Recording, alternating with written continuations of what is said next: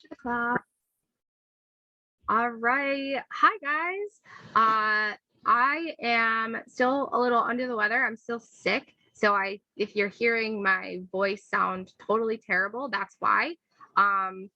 And truthfully, I was hoping to have a little more stuff prepared for this meeting. But because of being sick, we're just doing what we have with what we have, and we're going to make it work. So, one of the big things I wanted to talk about today was basically some changes that you're going to see me making. And I'm really excited about those changes and the new vision and mission I have for my company, and how I came to this conclusion.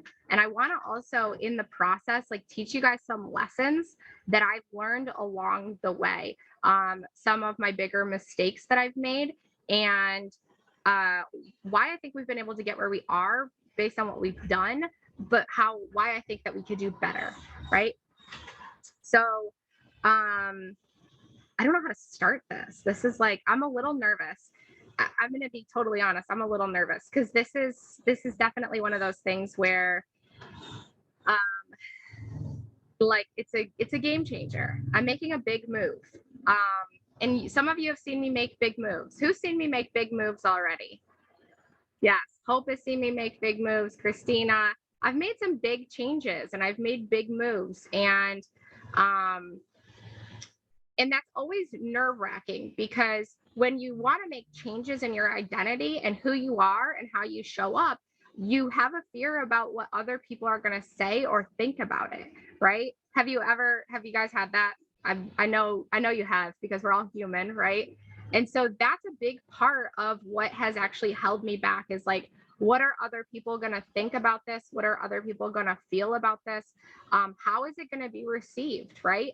And I've already made changes. And so then there's this other feeling of, you've already made changes once, you've made changes twice, and you're going to make another change, like you're flaky or whatever. Like, I have this feeling, and you guys, one of the reasons that I'm telling you this is because I want to let you know that even though I've been able to build a 7-figure company, and this is my second successful company, even though I've been able to do that, I still am not immune to having these feelings of like, what if people think I'm flaky? What if they think that I can't make up my mind, right? And what I want you to know is this is part of like evolving as an entrepreneur, and new things become important to you and you develop new goals, and that's okay, right? But what I believe has happened over the last few years is I've had to explore different things of what I want and what I didn't want, and that's okay. And I've learned some really hard lessons along the way. What I think is so important, and what I hope you take away from this call, is as you all grow your business, you are going to have to learn some really hard lessons. And if your goal is to get to 7 figures, who has a goal of getting to 7 figures in here? Where are my millionaires in the making? Let me know in the comments. So, millionaires in the making. We have generated over $1 million, right? We're going to do $1 million this year.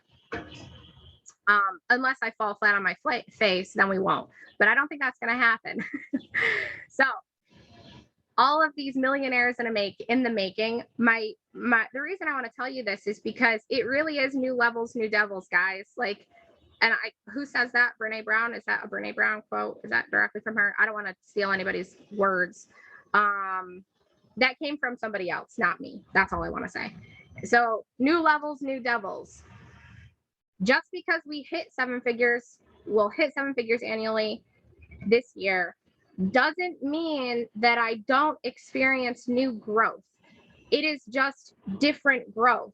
So all of the challenges that you're currently facing, maybe some of you are going through it right now. Who's going through it right now? Who's going through some like big growth moments? You're like, who the heck am I? What do I want to be when I grow up? Am I even on the right track? What am I missing here? Right? You guys, that never goes away, ever. Like, you're always looking to explore who you want to be and what's going to make you happy. This is the pursuit of happiness. This is the pursuit of, you know, what is ultimately going to fulfill me and make me happy? And am I making decisions to serve me, or am I making decisions to serve other people? You will go through this forever and ever and ever and ever, right? And here's the deal, like, I don't believe in the whole concept of money doesn't buy happiness, because truthfully, I think people that have created wealth and have money have more access and have more options, have the ability to bless others, have the ability to do other things. Where it doesn't make you happy is in fulfillment. So there is happiness that gets achieved by making money, but there's another level of fulfillment that one has to feel in order to feel whole, right? And that's like true happiness, because you could be making all the money in the world and you could be supporting other people and you could be blessing other families. You could have the opportunity to employ all the women you want to employ, or men, right? Whoever you want to employ, you could have all those things. But ultimately, at the end of the day, if you don't feel fulfilled by what you're doing, that's important. And that's not to say that I haven't felt fulfilled by what I'm doing. My point is, we are always looking for that. We are always trying to achieve that. Am I fulfilling the role I want to fulfill in life? So that leads me to lack of clarity. Who feels right now like they're lacking a little bit of clarity in their life? You're still like, I just don't even know. I'm still trying to figure it out, right? You are trying to figure out who your ideal client is. You're trying to figure out what your offers are. You're trying to figure out how to even talk to these damn people, right? I'm lacking clarity. I want to tell you where clarity comes from so you could all understand where I've gotten to a point of clarity more recently. Is my hair not looking fucking fabulous too, also, by the way? Are we loving this curly hair thing I got going on? I'm digging it. I want it to grow out a little bit longer, and I want to keep these curls going, I think. What do you guys think? Yeah? I got rid of the extensions, by the way. There are those of you who didn't notice. Got rid of the extensions, hacked those babies off. Okay. It's river hair, don't care. That's so good. Okay, so let's talk about clarity. How do we find clarity? I'll tell you how I found clarity. Movement. The best way I can talk about looking for clarity is if you imagine yourself on a road, close your eyes, imagine yourself on a road, and it is super foggy. It is not clear. It's terrible, right? You cannot even see. In the fog, what can you see? You can see your feet, usually, right? You can see your own feet. And so, if you could see your feet, that means you could take a step. You'll always have clarity as long as you could take a step. As long as you could see your feet and you could keep taking those movements, and they can be slow, right? Just slow little steps, one freaking step at a time. You'll always be able to see your feet. You'll always be able to see the ground beneath you. And what happens in fog? We could decide to stay still and hope that it lifts. But if we pretend that we're just in this cloud and the cloud is never going to lift, the only way to get out of it is if we keep taking those steps, right? So if we know that the only way out of this fog, this crappy big cloud of fog, it's gray, it's dark, I can't see anything in front of me. And if I try to look too far in the future, if I try to plan out the whole future, I can't see it because I can't see that far ahead, right? We can't predict that shit. We don't know what's going to happen up there, but we know what's happening right here. We know that we could take one step. We can know that we could see at least what's under our feet. And so we know if we're going to jump off the cliff, right? We know if we're staying on the road. Maybe you're on a dirt road. Maybe you're on a highway, right? Whatever your road looks like, you know, if you're going to walk off it, you'd be able to see the grass or the side of the cliff. And so if you get too far to the left and it's like, no, I don't want to go that way, right? You go right back towards the middle. You keep trying to walk straight, and it's not going to be perfect, right? You might find yourself going around some twists and turns, but eventually, if you keep moving, what will you figure out? You'll figure out where the hell you are, right? You'll look up and you'll be like, oh my gosh, I think I see something. It's a little foggy still, but it's starting to clear up.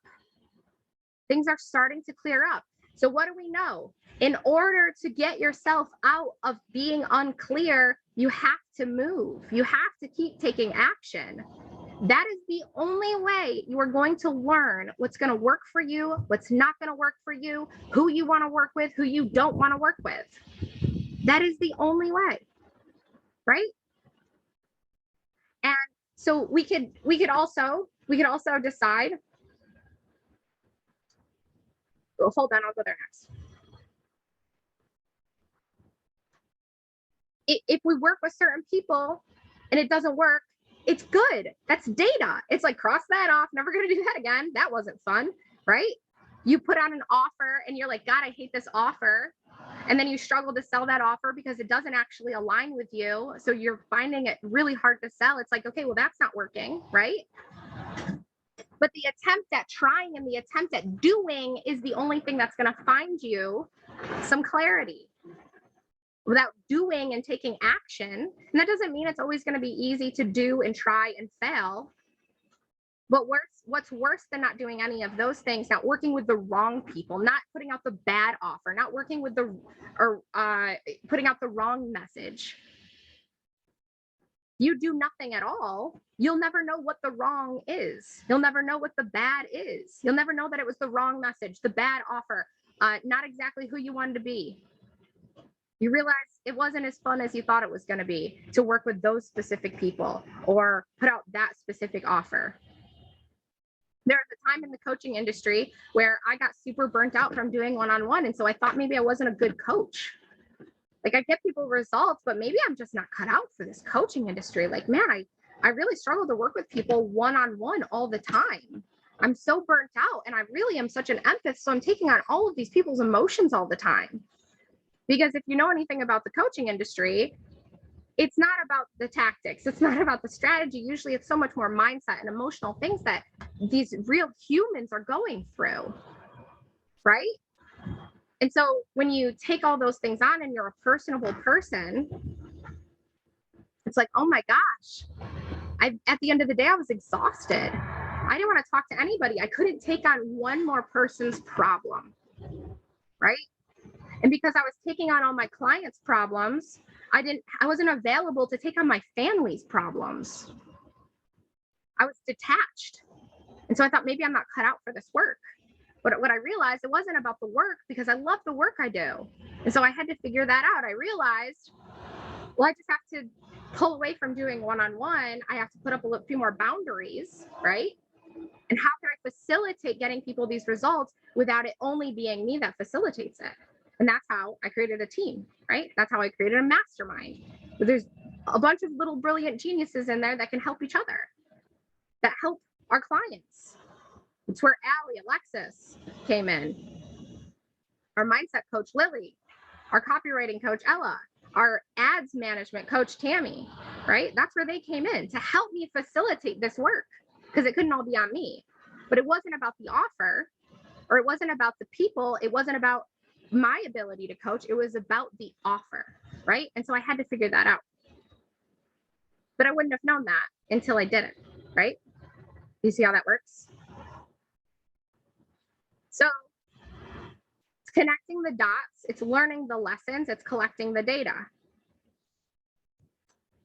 And before I do my big reveal, I want to tell you guys a story about how I first actually learned what the coaching industry was. That I hired a coach, and he coached me to help me grow my bookkeeping and accounting business. And when I hired that coach, some of you have already know this story, he gave me some really bad advice and told me to just message a bunch of people on LinkedIn, and that's how I was going to get clients. And I realized that that wasn't it for me, right? But I found my own way, and I was really business savvy before I even knew it, and I came up with my own strategy. And so through that, I realized that I wanted to do that I could help people in this way, that I really loved marketing. I didn't really love accounting and bookkeeping. I actually really loved marketing, and I was really good at marketing, and I grew my business really fast. And that's when I knew that I fell in love with marketing. And I had gone through all of these ideas of like what I could be, but do I really abandon all of this work that I've done to learn to be a CFO, learn to be a controller, learn to build this bookkeeping and accounting business? Do I just let those things go, right? And the next thing that happened is I was afraid to step into the coaching space because I didn't want to be seen as a fraud. I didn't want to be seen as somebody who was just trying to, the coaching industry is so weird. It's a weird industry, right? And people have certain feelings about mentors and all of that. And so it took me a little bit to fully step into it. And then I couldn't figure out who I wanted to work with. So over the last 3 years, since 2019, I have dabbled in all kinds of different things. I've worked with coaches, I've worked with artists, I've worked with accountants, I've worked with bookkeepers, I've worked with money coaches, right? I've worked with service providers that provide website design. I've worked with graphic designers. I've worked with photographers. The amount of different clients I've worked with has been insane, right? And that gave me the opportunity to decide, who can I help the best, right? And so that's part of clarity, is who do I get the best results for? Who do I help the best? Who am I supporting on a level and putting more attention and detail into more than anybody else?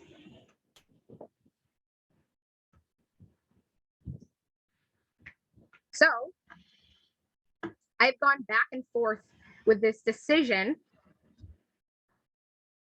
for roughly 3 years on naming who my ideal client is and what that looks like, because I realized I could help everybody, right? And who feels like that? Well, I can help everybody, right? I can help everybody. I can help you all. Like I have ways of helping everybody. And that has gotten us this far, and it will get you guys this far. But recently, I've decided that I think in order to take us to the next level, right, what we want to do in the next 18 months, and the way that we're truly supporting people right now, and what our mastermind actually looks like right now, I have to go all in to support a certain group of people. And so we're doing a complete overhaul. We're doing a complete rebrand of what our company looks like and what our vision is, because we think that this will be the best way. And this comes from, also, you guys will feel this, I've had people reach out to me saying like, well, I wanted to buy your offer, but I wasn't sure if it was for these people. Or I was going to buy your offer too, but it doesn't seem like you talked to those people, right? And so we've actually heard from people that they don't buy from us because they're not sure if it's for them. And how shitty is that, right? When I know I have a product that can support people at a bigger way. And those of you who have bought from me probably feel that, right? And we also looked at the metrics of our ideal client. Who primarily buys from us?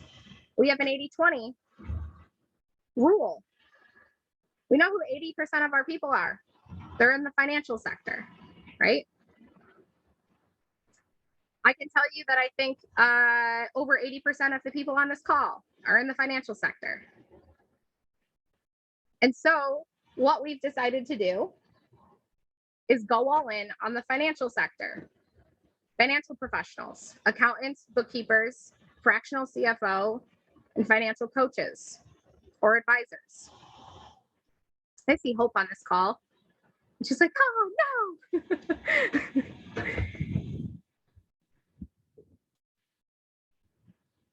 So right now, my group is exactly what to post. And I have gone, nope, I won't get rid of anybody who is in my space, but we just won't be adding anyone who isn't in the financial space in, right? Anyone who's in my space, I'm not getting rid of you. We just won't be adding people outside of those parameters in the future. Why is this? Because I recently have been able to leverage all of those skills and realize that I really like the financial sector. I like talking about economics, right? I like talking about money. I like talking about how to manage other people's money and wealth. I'm an accountant, right? Like I can't get rid of that part of me. And part of me, I want you guys to hear this because I want you to know I'm not immune to it. Part of me has been so afraid to go in on this financial sector and speak directly to accountants and bookkeepers and financial coaches because of the people that I know are looking at me. People like Ben Brown, people like Andrew Argue, people like Andrew Hunsicker, right? Those guys are my friends. And here's the thing is they're all like, why aren't you calling out your niche?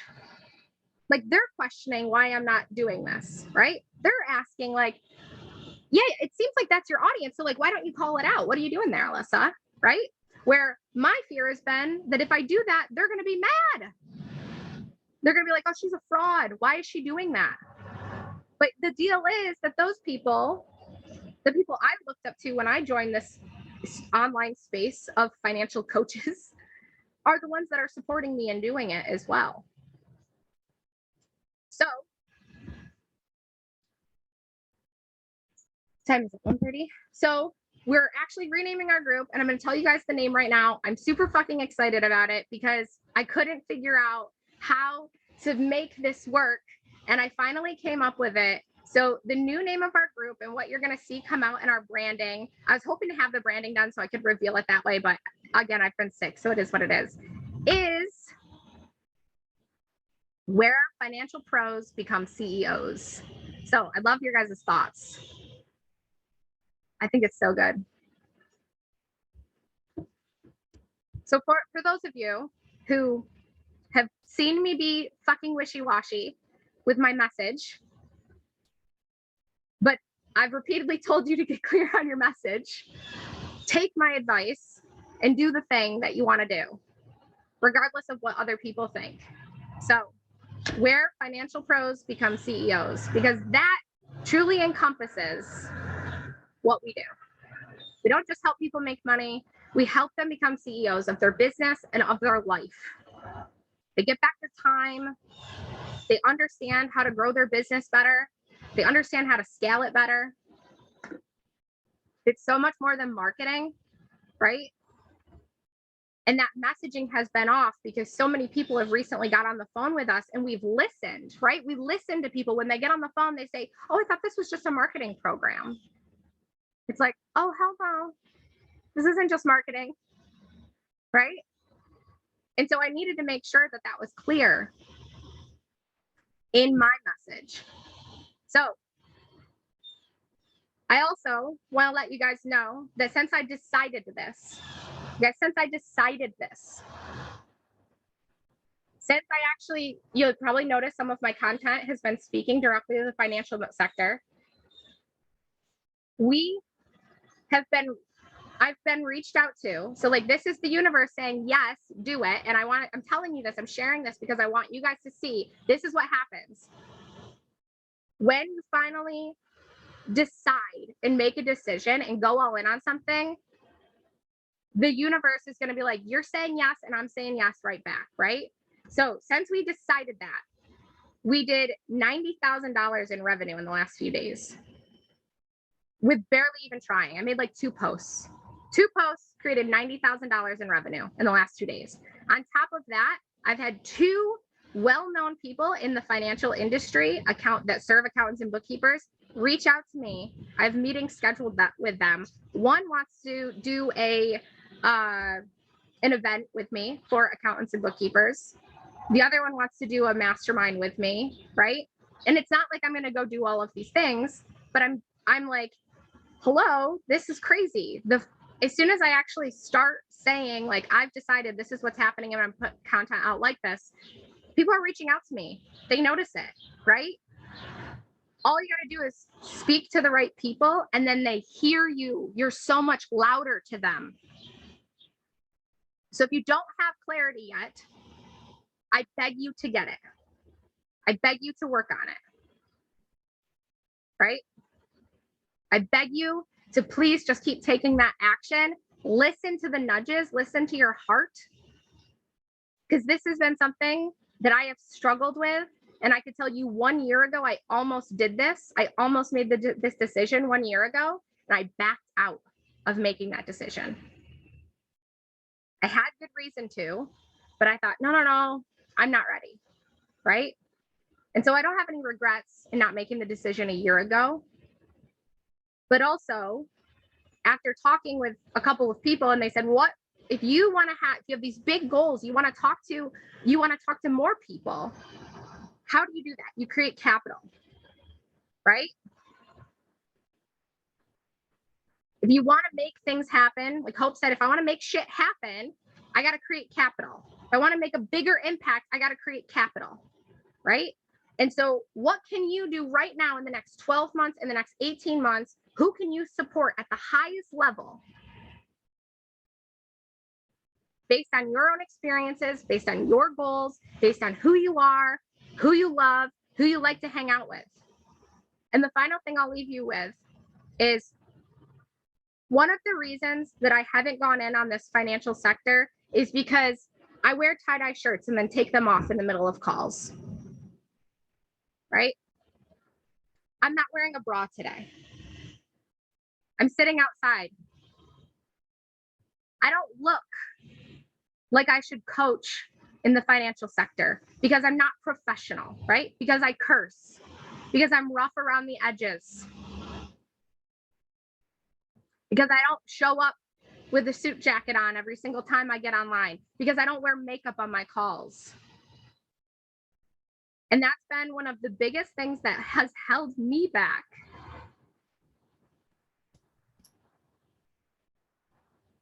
Is being afraid that I wouldn't be taken seriously.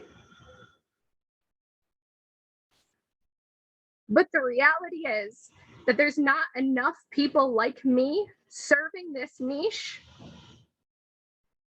that can prove that you get to be real, that you get to look whatever the hell way you want, and you could still have a successful business. And that's what I want to show you guys. So don't be like me. Don't be afraid because you don't look a certain way. You can't go after a certain person, because there's people, and I've proven it over and over again, that there's people, they're on this call right now. There are people that are in our mastermind who have bought from me, who have come to me because I don't look like everybody else, because they want real, they want authentic. That's why they're here. And I have to remember that, because so often I think I need to look a certain way in order to be taken seriously. Maybe I don't look like a man. That's the problem. So I didn't mean to cry. Oh. All right. I love you guys. I gotta go. I'm super excited. I can't wait to reveal all the things. Next week on this call, I'm gonna have Shanita Jones on here. And we're gonna talk big talk. We're gonna talk big money. Everybody's crying. Good. Everyone's crying. So Shanita Jones will be on here with me next week. If you don't know who she is, check her out. Her and I we're gonna talk big money. We're gonna talk about how she added $120,000 in revenue.